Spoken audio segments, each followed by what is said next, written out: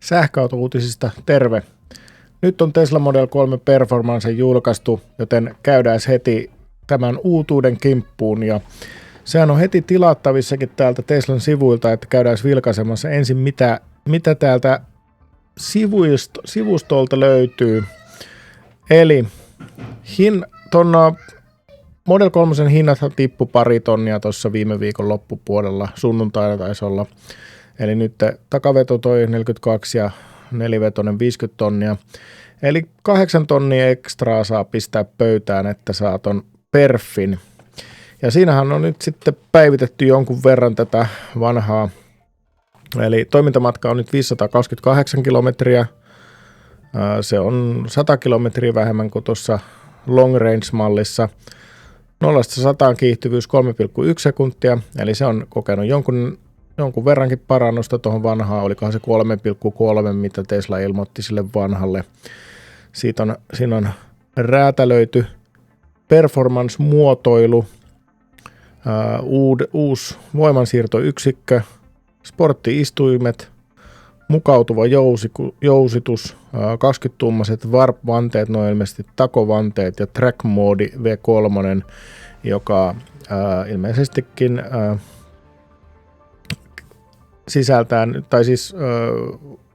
sisältää ne parannukset, mitä tämä adaptiivinen jousitus esimerkiksi tarjoaa.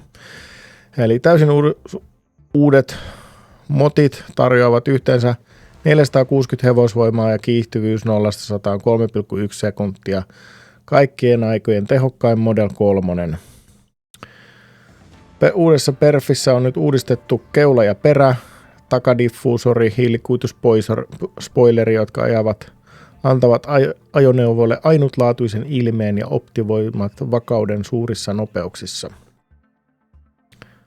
Uusi mukautuva jousitus, joka ohjautuu oman ohjelmiston avulla parantaen korin hallintaa ja takaa samalla päivittäisen ajettavuuden käyttömukavuuden. Ja tämä korikin on nyt tämän jousituksen lisäksi uusittu, että se on kai jäykempi kori kuin siinä perus 3. Ja sitten tämä uusi track mode sisältää täysin uuden voimalinjan kalibroinnin ja mukautuvan jousituksen antaa enemmän valtaa ratin takana. Siinä voi sitten itse mukauttaa ajettavuuden tasapainoa, vakauden hallintaa, regene ja näin poispäin. Eli ne on tuttuja itse asiassa siinä vanhastakin Perfi 3 nämä ominaisuudet. Sitten on uudet nämä sportti-istuimet. Tämä on nyt erona sitten edellisen sukupolven Perfi 3, niin niissähän ne istuimet oli samanlaiset kuin muissakin. Ja lisäksi näissä on ilmastointi, eli sekin on, jos haluaa ilmastoidut istuimet 3, niin pitää sitten valita tämä Perfi, mutta lisää myös tukea, sivuttaistukea ja näin poispäin näissä. Uusi alusta, mukautettu alusta ja jousituslaitteisto, hienosäädetty reagoimaan intuitiivisesti ja herkästi kuljettajan tekemiin toimintoihin.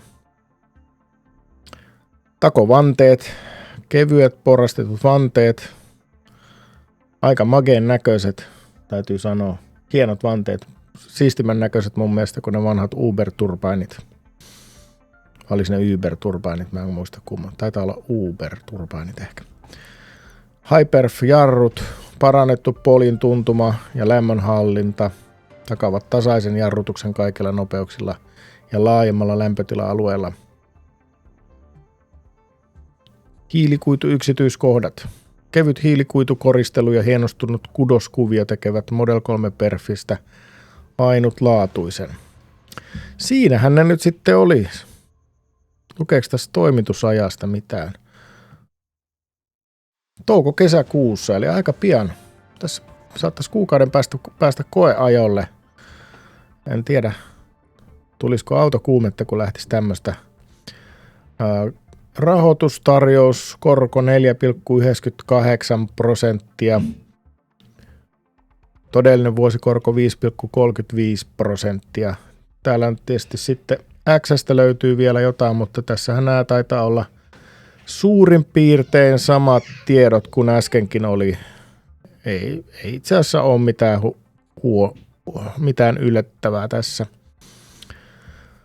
Mutta tällainen 57 990, eli sehän on halvempi kuin, jos ajattelee, kun mä ostin perfin silloin, niin se oli noin 10, melkein 10 tonnin kalliimpi silloin 2021, että hinta ei mun mielestä ole kovinkaan paha.